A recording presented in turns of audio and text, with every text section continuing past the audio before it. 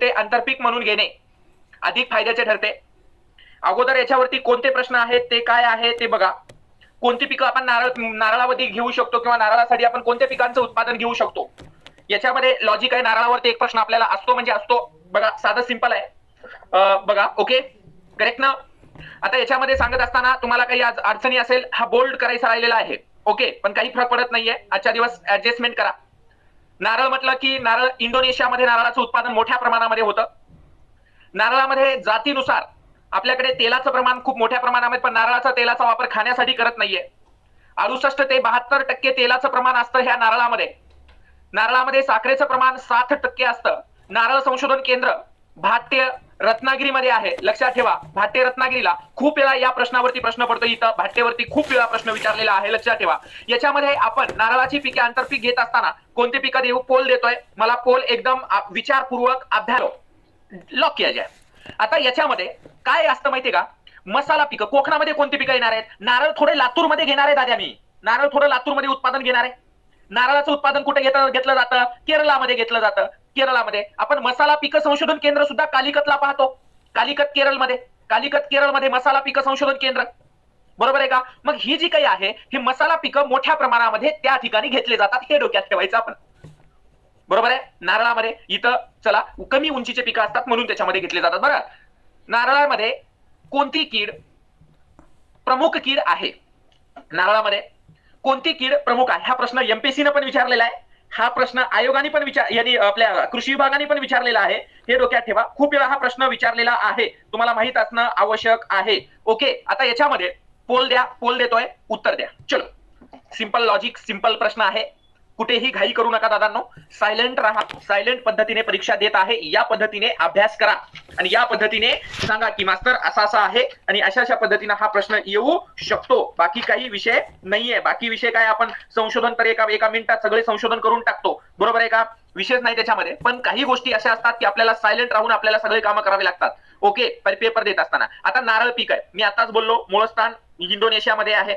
आता याच्यामध्ये साधारणतः एक याच्याबद्दल थोडंसं मी सांगून देतो तुम्हाला. पुढचा प्रश्न मला कोणता आहे बघू द्या. नारळाचा आहे, याच्यात थोडंसं बोलतो. आता याच्यावरती हा लाल गेंड्या भुंगा आणि दुसरा एक आहे याच्यामध्ये, याचा भाऊ आहे, त्याचं नाव आहे सोंड्या भुंगा. काय आहे त्याचं नाव? सोंड्या भुंगा.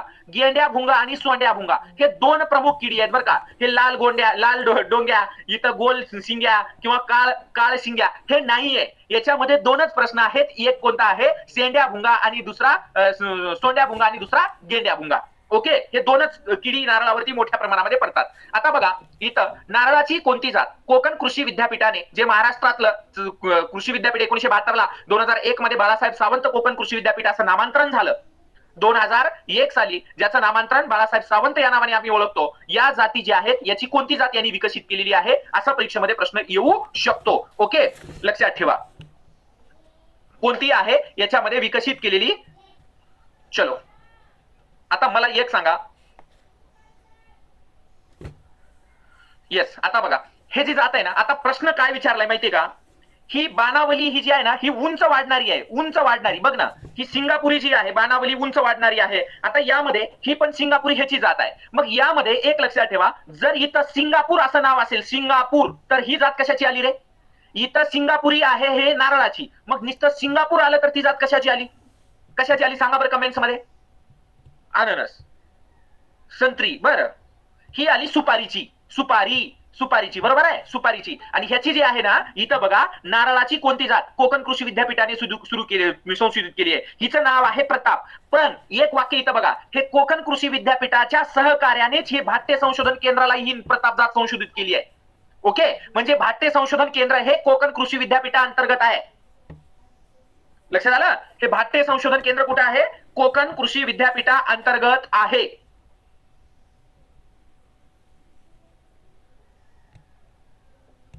ओके येस ह्याचं उत्तर आहे प्रताप. काय उत्तर आहे? प्रताप. आता याच्यामध्ये तुम्हाला सांगतो, पुढे चला काय सांगतो ते बघा. चलो आगे देखो. सुपारीवरील कोणत्या रोगामुळे झाडाला फळे लागत नाही? सुपारीवरील कोणत्या रोगामुळे झाडाला फळे लागत नाही? बघा सुपारीवरील कोणता रोग आहे त्याच्यामुळे झाडाला फळं लागत नाही? आता बघा यामध्ये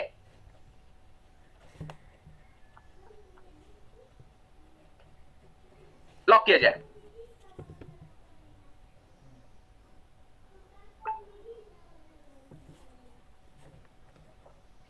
डेंजर प्रश्न आहेत आजचे। वांड, बांड, मांड आणि सांड। सांड, ओके लकी मुस्तकीम इधर देख। ओके आता बघा इथं याचं जे काही हे सांड रोग आहे का रे? कुठं सांड रोग आहे का? मांड आहे का रोग? कुठं आहे का? हे बांड वांड रोग आहे का? हे आहे बांड नावाचा रोग। कोणता? बांड नावाचा रोग, बांड। परंतु हे जे काही आहे ना तुरीवरचा एक रोग आहे, असाच आहे, त्याला आपण वांझपणा म्हणतो, वांझपणा, वांझपणा म्हणतो बरं का, लक्षात ठेवा। हा आयएमपी क्वेश्चन आहे, पीएसआय, एमपीआय, एसटीआय वगैरे देणारे किंवा राज्यसेवा देणारे, हा विषाणूजन्य रोग आहे, विषाणूजन्य रोग आहे, विषाणू, याच्यामुळे होत नाही, याच्यामध्ये शेंगा लागत नाही। तसंच याच्यावरचा एक रोग आहे बघा, खुज्जा रोग, माहितीये का तुम्हाला? खुज्जा रोग कशावर पडतो रे? खुज्जा रोग कशावर पडतो? चला पटकन सांगा, खुज्जा रोग कोणत्या पिकावर पडतो? आयएमपी बरं का, एमपीसी राज्यसेवा करणारे लेकर, खुज्जा रोग कापसावर पडते म्हणे। हा कापूस, कसला अभ्यास आहे, डेंजर तुमचा। खुज्जा रोग याच्यावर पडते, तुम्ही ना कशावर, माणसावर सुद्धा पाडताल काही दिवसात हे। ओके, हे हरभऱ्यावर पडतंय, हरभऱ्यावर पडतंय, हे विषाणूजन्य रोग आहे, विषाणूजन्य रोग आहे हे, लक्षात ठेवा। आणि हे आहे बांड रोग, लक्षात ठेवा। काय काय सांगावं लागतंय, काय काय नाही सांगावं लागत, अवघड आहे।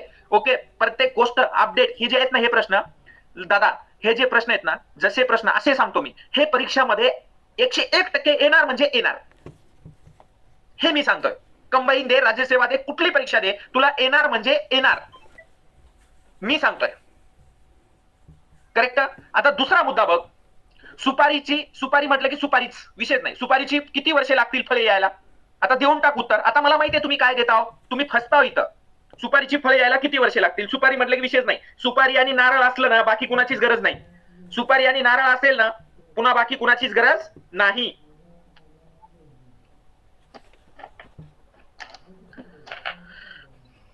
सुपारी आणि नारळ असेल तर कुणाची गरज असते का रे दादानो? औ 41% लोकांनी उत्तर बरोबर दिलेले आहे।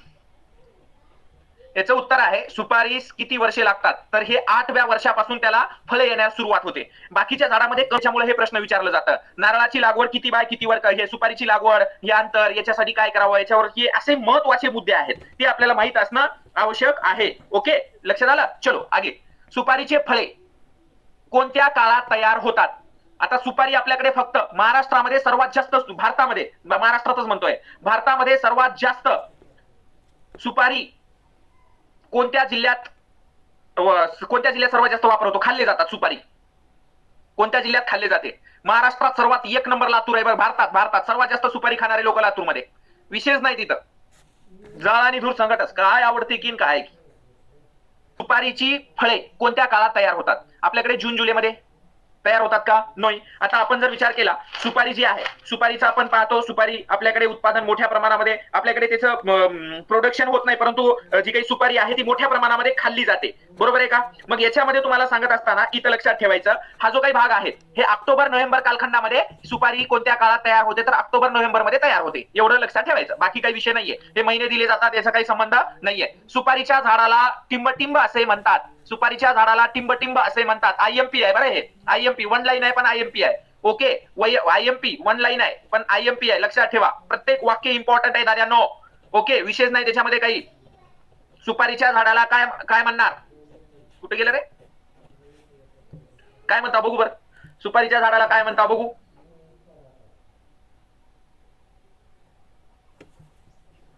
आंब्याचं झाड म्हणा, सिंदडी म्हणा, माड म्हणा, ताड म्हणा, पोफळी म्हणा, बघा सिंदडी म्हणतात म्हणे, सिंदडी। 19% लेकर सिंदडी म्हणले, सिंदडी। दादा इकडे बघ, जे सुपारीचं झाड असते ना त्याला पोफळी नावाने ओळखलं जातं। कोकणामध्ये जर गेलास ना तर पाहायला भेटेल बरं का, हे पोफळी सुपारी।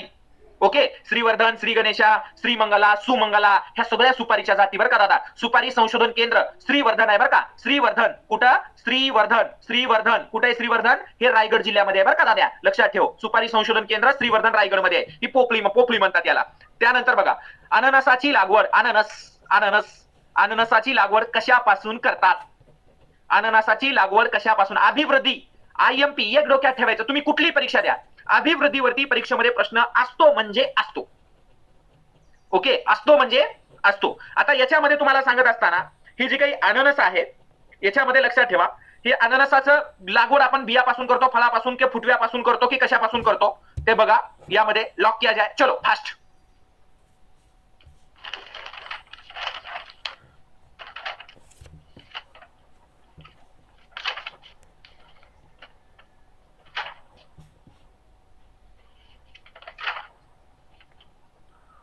साठ टक्के फुटवा. बघा इकडे कशापासून करते सांगतो. बियापासून अननसाचं बी असते का? येस. ओके. याला आपण हे कलमापासून नाही, याचं डायरेक्ट फुटव्यापासून याची अभिवृद्धी करतो. कधी कधी असं विचारलं जातं सर्वात मोठं बी कशाचं असतं? सर्वात मोठं बी पण इथं फळ नाहीये. बी म्हटलं सॉरी, सर्वात मोठं सीड बी कशाचं असतं? तर आपण उत्तर देतो नारळाचं असतं म्हणून. सर्वात मोठ्या अभिवृद्धीसाठी वापरलं जाणारं बी कोणतं? तर नारळ हे सर्वात मोठ्या अभिवृद्धीसाठी वापरलं जाणारं बी आहे. कॅनिंग आयएमपी प्रश्न आहे बरं काय. जे हवाबंद डबे जे आपण करतो ना पॅकिंग वगैरे, त्याच्यासाठी कॅनिंग साठी कोणती जात अननसाची कोणती जात वापरली जाते? कोणती जात योग्य आहे असं म्हणताय बरं का. हा प्रश्न अत्यंत महत्वाचा आहे. सोडून दाखवा. कृषी विभाग ज्यांना कृषी सहाय्यक व्हायचंय ना, ज्यांना कृषी सहाय्यक खरोखरच व्हायचे दादा, 3 महिने वेळ आहे तुमच्याकडे. किती महिने? 3 महिने वेळ आहे. 3 महिन्यामध्ये काय करायचं ते करा. एक वाक्य डोक्यात ठेवा. 40 वर्षे शिल्लक आहेत, याच्यातले 3 महिने बाजूला काढा. 3 महिने रात्रीचा दिवस आणि दिवसाची रात्र केलात तर बाकीचे 39 वर्ष 9 महिने आरामात जगशील दादा. ओके. आता बघा कॅनिंग साठी इतू ही जी जात आहे ना, कॅनिंग साठी मोठ्या प्रमाणामध्ये वापरली जाते. ओके. हा चलो. अननसाचे झाड असतं रे, अननसाचं असतंय का? किती मीटर उंच वाढते? किती मीटर उंच वाढते?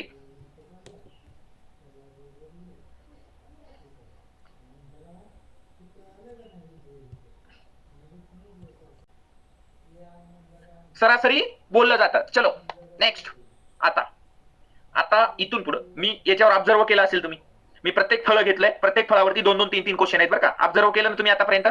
प्रत्येक फळावरती 2-2. अभ्यास करणाऱ्या मुलांना कळलं असेल की मास्टर कोणत्या टाईपनं घेतोय ते. अभ्यास करणाऱ्याला कळलं, आणि जे केलं नाही ना त्यांना काहीच कळणार नाही.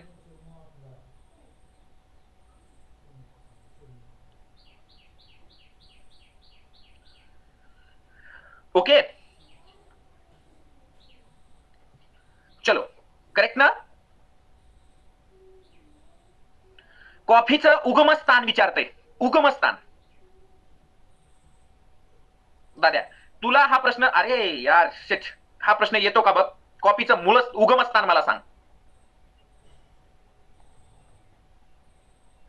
एक मिनिट, पोल कॅन्सल होतं का रे?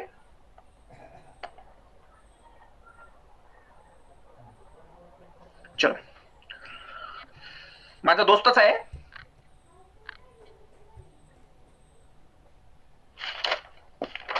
कॉफी कॉफी कॉफी कॉफी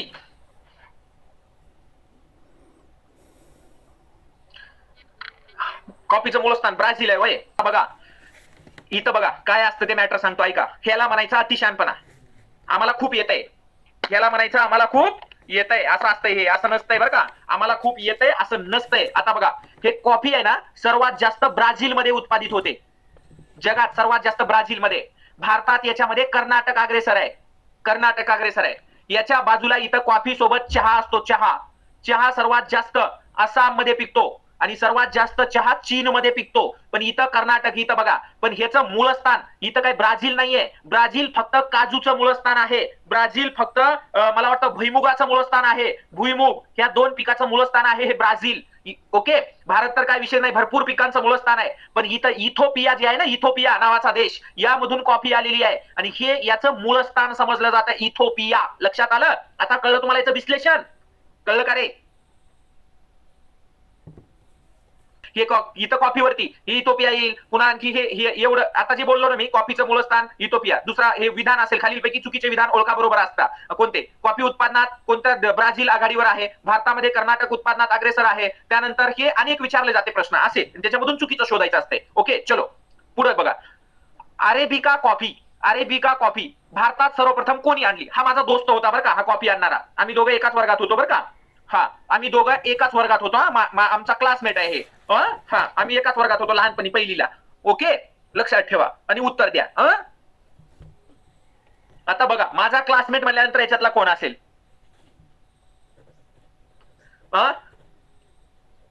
कोण असेल रे माझा क्लासमेट? बघा अरेबिका कॉफी, कॉफी जिथं जिथं कॉफी कॉफी बोललो कॉफी बद्दल, ह्याचं उत्तर आहे बाबा सुधान. आणि ह्या प्रश्न कधी बी येतो बरं का, हा प्रश्न कधी बी येतो. अणुविज्ञानाचे जनक, भारतीय अणुविज्ञानाचे जनक डॉक्टर होमी जहांगीर भाभा, अणुविज्ञानाचे जनक म्हणतो हे भाऊ कधी बी विचारले जाते या भावाबद्दल. दादा लक्षात ठेव, करेक्ट ना? ओके,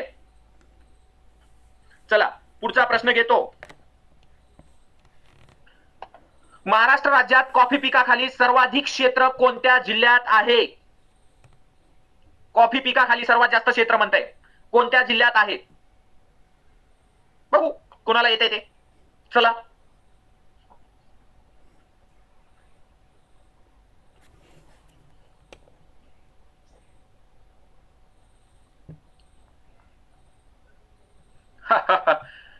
सांगलीत कॉपी येते का रे बघण्या? सांगलीत कॉपी येते का? सांगलीत कुठली कॉपी आणतो? बघा याच्यामध्ये बघा काय सांगतो, इथं एक वाक्य बघायचं. महाराष्ट्रात कॉफीचं उत्पादन चिखलदऱ्याला होतं. चिखलदरा, चिखलदरा माहितीये का? या चिखलदरा हा थंड हवेचं ठिकाण आहे. याला विदर्भाचं नंदनवन म्हणतात, करेक्ट ना? विदर्भाचे नंदनवन. विदर्भाचं आहे का रे कोण? विदर्भाचे पोट्टे आहे का कोण? पोट्टे आहे का रे? मुलांना पोट्टे म्हणतात विदर्भात. ओके, हे अमरावती मधलं थंड हवेचं ठिकाण आहे. याला विदर्भाचे नंदनवन म्हणतात.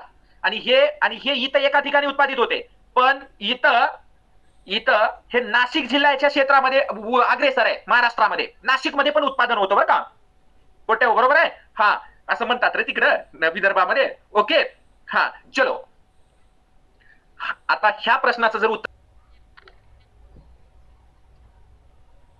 चला सावलीसाठी कॉफीच्या पिकात, सावली सावली करायची कॉफीला, ऊन जमत नाही काळी पडते, ऊन जमत नाही काळी पडते, काळी पडल्यावर पुन्हा अवघड होते, म्हणून या कोणत्या वृक्षाची लागवड करावी लागते असं सांगितलं जातं. ओके, हा लक्षात आलं? काळी बिळी काही पडत नाही बरं का, मी सांगितलं सावलीत उन्हात गोरे होतात म्हणून उदाहरण सांगितलं, नाही तर काळी पडते मायो म्हणून वार पार पार धिंगाणाच, किती काळी पडते की म्हणून. Yes correct, silver oak, silver oak, silver oak. पांगारा नॉट, निलगिरी तर वरच जाते, साग नाही, हे सिल्वर ओक ह्याचं उत्तर आहे. चलो, भारतात रबराची लागवड कोणत्या राज्यात मोठ्या प्रमाणामध्ये होते? रबराची लागवड कोणत्या राज्यात मोठ्या प्रमाणामध्ये होते? लॉक किया जाए. आणि हे लेक्चर झाल्यावर सुद्धा बघता येते बरं का, लिंक आपल्या मित्रांना शेअर करून टाका. लेक्चर झाल्यानंतर पुन्हा बी पाहता येते. रबर लागवड कोणत्या राज्यात मोठ्या प्रमाणामध्ये होते? ते केरळामध्ये होते, केरळामध्ये बरं का. रबर केरळामध्ये उत्पादित होते, लक्षात ठेवा. हा करेक्ट ना? हा रबर लक्षात ठेवा. ओके, रबरावरती प्रश्न असू शकते. रबर उत्पादनात जगात भारताचा कितवा क्रमांक लागतो?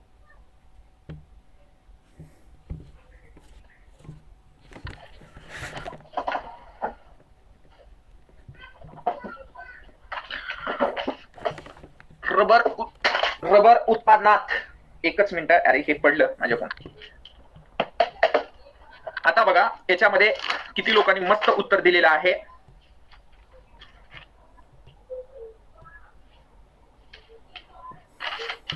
एकच मिनिट. ओके, कितवा क्रमांक लागतो? फक्त 9% उत्तर बरोबर दिले. 9% लोकांनी, 9% लोकांनी उत्तर बरोबर दिलेलं आहे. का दिलंय काय माहित नाही, का दिलंय का माहित नाही, पण 9% लोकांनी उत्तर बरोबर दिलेलं आहे. आता बघा इकडं मी सांगतो कसं आहे, कसं असतं, कसं नसतं ते याच्यामध्ये सांगतो. उदाहरण फॉर एक्झाम्पल, याच्यामध्ये प्रत्येकाचं आपल्याला क्षेत्र आणि उत्पादन डोक्यात ठेवावं लागेल. हे बदलत जातं बरं का, हे बदलत जातं, हे नेहमी बदलत जातं. प्रत्येक वर्षानुसार उत्पादनामध्ये पहिला क्रमांक, दुसरा क्रमांक, तिसरा क्रमांक, चौथा क्रमांक, 5वा, 6वा, 7वा, 8वा असं नेहमी बदलत जातं. त्याच्यामुळे आपण ही जी काही उत्पादन आहे, हे उत्पादन प्रत्येक ह्याच्यानुसार लक्षात ठेवायचं आपल्याला. ओके, प्रत्येक ह्याच्यानुसार लक्षात ठेवायचं आहे. ओके करेक्ट ना? चलो पुढं. रबराच्या झाडाच्या सालीवर जखम केली असता त्यातून वाहणाऱ्या सफेद द्रवाला काय म्हणतात? IMP आहे बरं का हे.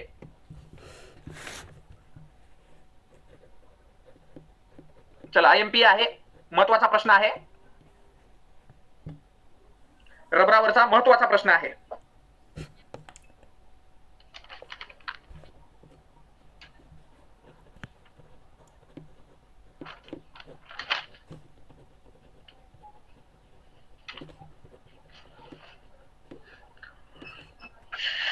लॅटेक्स बघा. ओके चलो बघा, लॅटेक्स चीक काढण्याच्या याला काय म्हणतात रे? रबरापासून चीक काढणे त्याला काय म्हणतात? रबरापासून चीक काढणे त्याला काय म्हणतात? चीक काढणे. कमेंट्स करा, पटकन कमेंट्स करा. येस येस, हे पांढरं द्रव्य आहे त्याला लॅटेक्स म्हणले. पण चीक जे काढलेत ना त्याला चीक काढण्याच्या प्रक्रियेला काय म्हणतात? काय म्हणतात रे? पेपेन म्हणतात. अरे पपई पासून पेपेन असतं रे सालूक. पपई पासून. तू रबरापासून पेपेन काढतो, लोकांना मारतो का काय? ओके, टॅपिंग म्हणतात त्याला, टॅपिंग. काय म्हणतात त्याला? टॅपिंग म्हणतात. लक्षात ठेवा, रबरापासून चीक काढण्याला टॅपिंग म्हणतात आद्या. आणि हे जे सफेद द्रव आहे ना त्याला लॅटेक्स म्हणतात. काढण्याची प्रक्रिया टॅपिंग. ओके, हे लक्षात ठेव. रबर उत्पादनात, त्याच्यामुळे मी चौथा क्रमांक सांगितलं, पहिला नाही सांगितलं मग याच्यामुळे सांगितलं नाही. ओके, हे प्रश्न पुढे होता म्हणून पुढे त्याला स्किप केलं थोडस. ओके, रबर उत्पादनामध्ये अग्रेसर असणारा देश कोणता?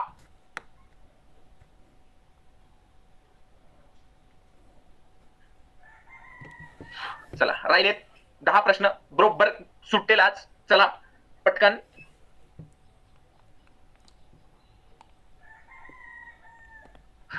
इंडोनेशिया म्हणे. ए दाद्या, इंडोनेशिया नारळ उत्पादनात आहे. नारळ आहे, नारळ आहे, नारळ.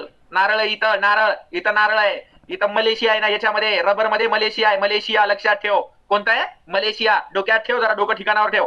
भारतात ऑइल पॉमची लागवड मोठ्या प्रमाणात कोणत्या राज्यात होते? ऑइल पॉमवर प्रश्न आहेत बरं का, आता लक्षात ठेवा. भारतात ऑइल पॉमची लागवड कोणत्या राज्यात सर्वात जास्त होते?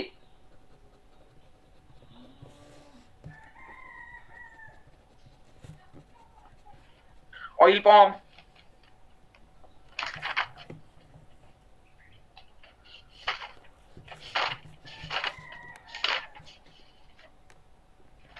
चला पटपट पटपट चला रे चला. See see see yes, Ashwini Koli madam. बघा, महाराष्ट्र, गुजरात, आंध्र प्रदेश, मध्य प्रदेश. याचं उत्तर आहे आंध्र प्रदेश. विभाजनापूर्व. ओके, विभाजन पूर्व. लक्षात आलं? आंध्र प्रदेशमध्ये मोठ्या प्रमाणामध्ये ऑइल पॉमची लागवड होतात आणि ऑइल पॉम तेल म्हणून तेलासाठी आपण वापर करतो. ओके चलो. महाराष्ट्रात स्ट्रॉबेरी लागवडीसाठी कोणती ठिकाणे पूर्वीपासून प्रसिद्ध आहेत? स्ट्रॉबेरी लागवडीसाठी कोणती ठिकाणं पूर्वीपासून लागवडीसाठी प्रसिद्ध आहेत? आता या प्रश्नाचं उत्तर एवढं सोपं आहे ना, एवढं सोपं आहे ना, जाळ आणि धूर संकट निघतंय.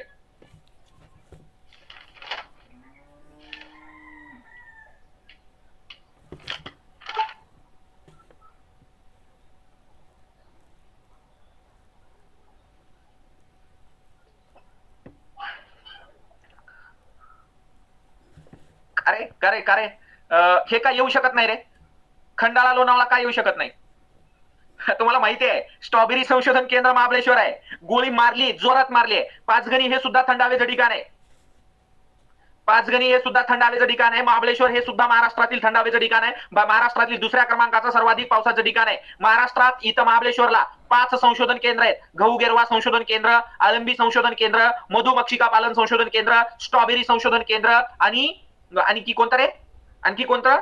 अळंबी संशोधन केंद्र झालं. हे असे 5 संशोधन केंद्र इथं आहेत. ओके, ढग संशोधन केंद्र, केंद्रीय ढग संशोधन केंद्र, बरोबर आहे, केंद्रीय ढग संशोधन केंद्र या ठिकाणी आहे.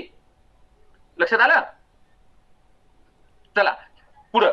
स्ट्रॉबेरीच्या डोळ्याची सुप्त अवस्था नष्ट करण्यासाठी कोणती क्रिया करतात? सुप्त अवस्था याची लागवड कशी करतो आपण तुम्हाला मी सांगतो. याची लागवड कशी करायची, सुप्त अवस्था कशी नष्ट करायची याच्यासाठी सांगतो. चला पटकन करून टाका. सुप्त अवस्था काय, हिटिंग द्यायचं का काय करायचं ते बघा पटकन. चला फास्ट फास्ट चला. काही गोष्टी सांगणार आहे मी आज. मी चलो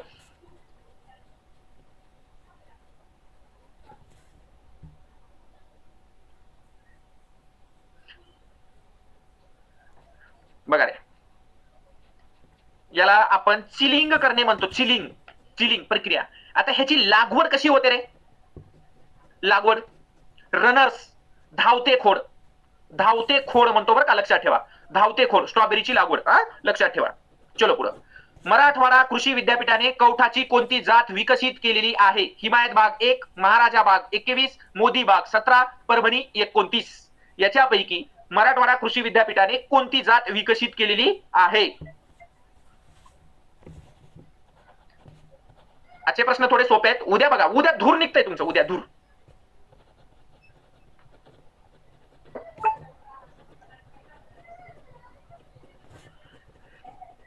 चलो चलो फास्ट फास्ट चलो.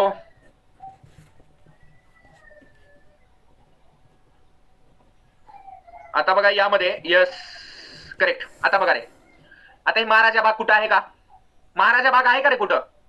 महाराजा बाग कृषीमध्ये कुठे आहे का?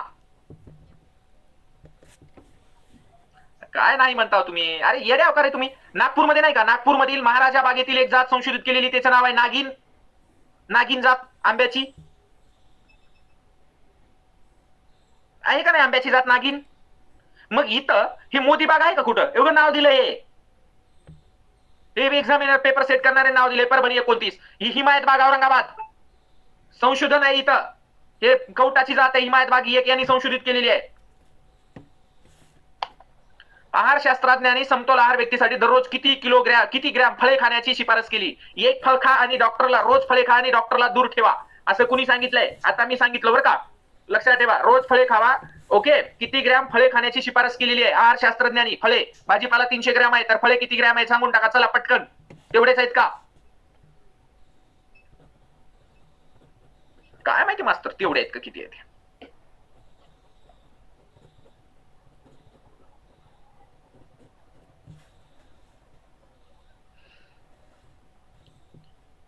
58% बी. बघा, हे 50%, हे 85%, हे 100%, हे 300 तर काय आहे? हे तर काय विशेष नाही. हे फळ भाजीपाला आहे. याचं उत्तर आहे 85%. बरोबर आहे का नाही? जागतिक फळ उत्पादनात भारताचा कितवा क्रमांक लागतो असा प्रश्न आहे. फळ उत्पादनामध्ये जगात फळामध्ये भारत कितव्या क्रमांकावरती आहे? 1 नंबर आणि 2 नंबर कोण आहे फळ उत्पादनामध्ये? एकच मिनिट मला वेळ द्या. एकच मिनिट.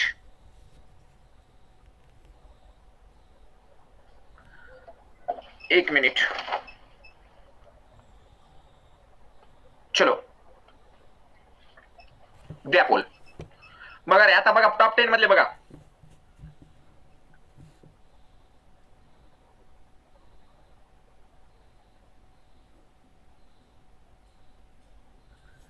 आता बघा यामध्ये जागतिक फळ उत्पादनात म्हणते फळ फळ फळ. सर चुकलं. काय चुकलं? पोल चुकलं. काय दिलं उत्तर? उत्तर काय दिलं? दुसरा दिला. मग फळ उत्पादनात कितवा आहे? फळ उत्पादनात कितवा आहे? पहिला चीन आहे आणि दुसरा भारत आहे फळामध्ये. भारताचा कितवा क्रमांक म्हणते? भारताचा. बरोबर आहे? करेक्ट आहे का नाही? करेक्ट आहे का नाही? मला सांगा पटकन. वेळ आहे आपल्याकडे. काही नाही, तुमच्या शंकासाठीच आहे मी इथं. माझं काही दुसरं काही काम नाहीये. आता याच्यामध्ये जर आपण सर्वाधिक उत्पादन जर म्हटलं, सर्वाधिक क्षेत्र आंबा पिकाखाली आहे. भारतामध्ये जर सर्वात जास्त क्षेत्र जर म्हटलं, हे आंबा पिकाखाली आहे. उत्पादन जर म्हटलं भारतामध्ये, केळी खाली आहे. केळी पिकाखाली. भारतामध्ये सर्वात जास्त उत्पादन केळीचं होतं. आंब्याचं सर्वात जास्त क्षेत्र भारतामध्ये आहे.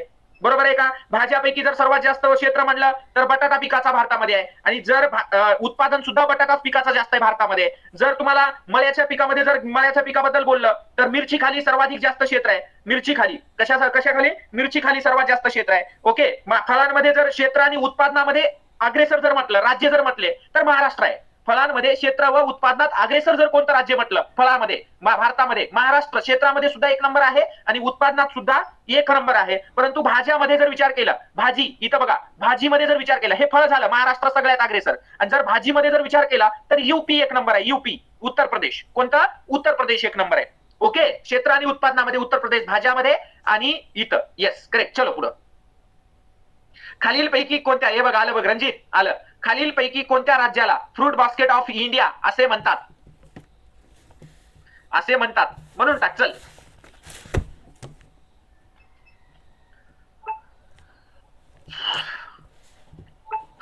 आता ह्याचं उत्तर सगळे महाराष्ट्र करतील. सगळेच महाराष्ट्र करतील.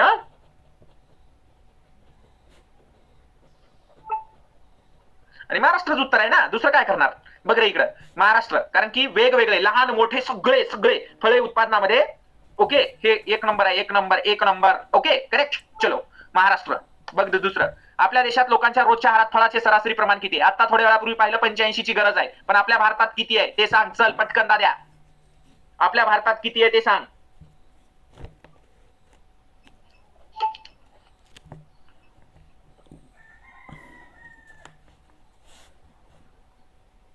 Yes, exactly, yes, correct.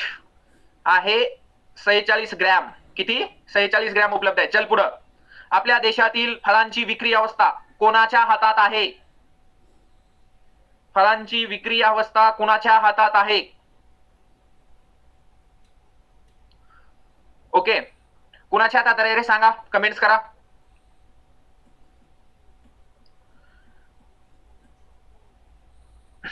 याचं उत्तर काय येईल?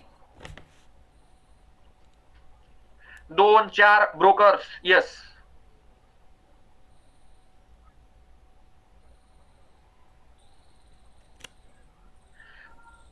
ओके, पोल तर नाही, याचं उत्तर नाही म्हणून सांगितलं ना. उत्तर आता आपल्याकडून अपेक्षित आहे. मला सांगा, पटकन सांगा. चला.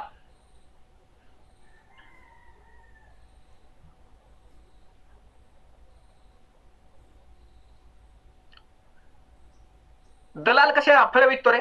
दलाल कसे, कुठून फळं विकतो दलाल? विक्री अवस्था दलाल तर कसं येऊ शकते? शेतकरी येऊ शकत नाही. दोन आहेत ऑप्शन तुमच्याकडे. एक आहे सहकारी संस्था आणि आपण बघतो बघा. याच्यामध्ये एक लक्षात ठेवा, आंब्यासाठी, आंबा पिकासाठी आंबा उत्पादक शेतकऱ्यांची महामॅगो, केळीसाठी बनाना, द्राक्षेसाठी ग्रेप्स, महाग्रेप्स. ओके, आता याच्या सहकारी संस्थांचा एक गट तयार केलेला आहे, बरोबर आहे ना? गट तयार केलेला आहे. ऍक्च्युली काय माहितीये का, इथं हे ऑप्शन आहे ना, इथं गव्हर्नमेंट पण नसायला पाहिजे. ओके, इथं गव्हर्नमेंट पण याची विक्री अवस्था करतो बरं का. विपणन, ओके, लक्षात आलं? विपणन महामंडळ इथे महामँगो, महाबनाना, महाग्रेप्स वगैरे ही सहकारी संस्था स्थापन केली. आंबा उत्पादक देशांची सहकारी संस्था, द्राक्ष उत्पादक देशांची सहकारी संस्था, बरोबर आहे ना? करेक्ट आहे का नाही सांगा? आहे का नाही विपणन मध्ये? ओके, चलो. आंब्यावरील फळमाशीच्या नियंत्रणासाठी कोणती उपाययोजना आवश्यक आहे?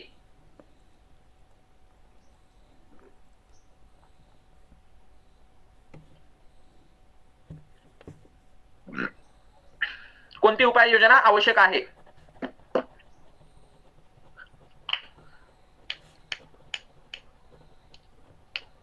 पेपर हीट कसं येईल रे? गरम पाणी.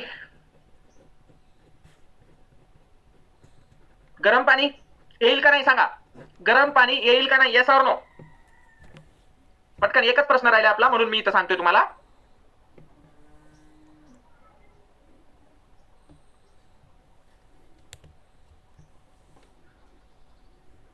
हीट युनिट तर येणार नाही, सुपर हीट तर येणार नाही. ह्या दोन्ही मधला आन्सर सांगा. चला, वेपर हीट का गरम पाणी?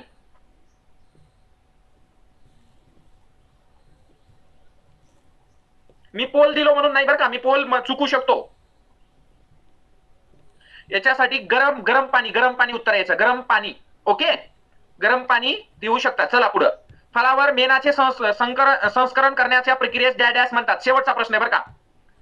मेणाचे संस्करण करायचं आहे, त्याला काय म्हणतात? शेवटचा प्रश्न आहे आणि उत्तर तुम्ही द्यायचं आहे.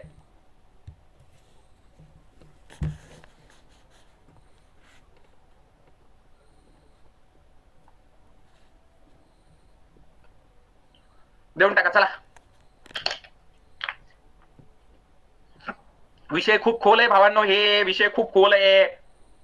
जेवढा पाहिजे तेवढा बढिया नाहीये बाबा. लय डेंजर आहे भाऊ हे. दूर काढते दूर. वॅक्सिंग करता, वॅक्सिंग. पॅकिंग नाही होणार, पिकिंग नाही होणार, पॅकेजिंग नाही होणार. संस्करण करायचं म्हणजे घासायचं आहे. याचं वॅक्सिंग म्हणतो, वॅक्सिंग. Okay, correct. चलेल.